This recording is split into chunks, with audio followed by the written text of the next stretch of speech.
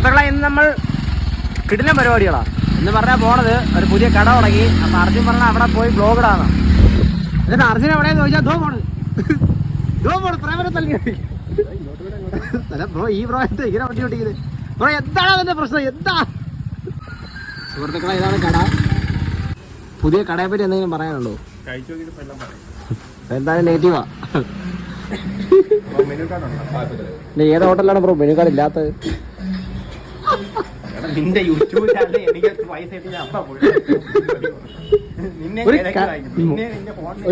ഒരു കടയിൽ കയറിയ നമ്മൾ ചോദിച്ചോ മെനു കാർഡ് ഉണ്ടോ? ഒരു വിവരം ഉണ്ടോ?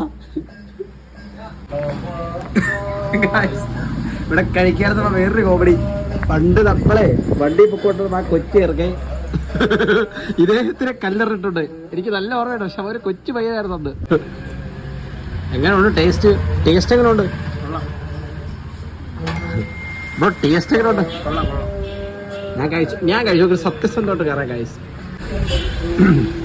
അൽഫാം കൊള്ളായിരുന്നു. ഇനിയിപ്പോൾ ഷവർമ വന്നു. സുഹൃത്തുക്കളെ, വേറെ പ്രശ്നമൊന്നുമില്ല. നല്ല മയോണീസ് ഉണ്ട്. സുഹൃത്തുക്കളെ, അവക്കാഡോ ഷേക്ക്. ഇതിന്റെ റിവ്യൂ അർജുൻ പറയും. അർജുൻ അല്ലെ എന്തെങ്കിലും സംസാരിക്കും. മമ്മനെ എങ്ങനെ ഉണ്ട് ഷേക്ക്?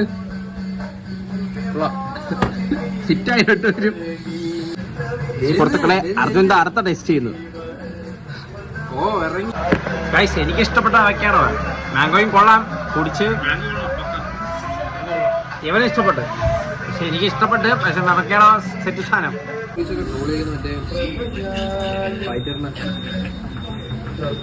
ഐസ്ക്രീം തോണ്ടി കുടിച്ചിട്ട് കൊള്ളാം.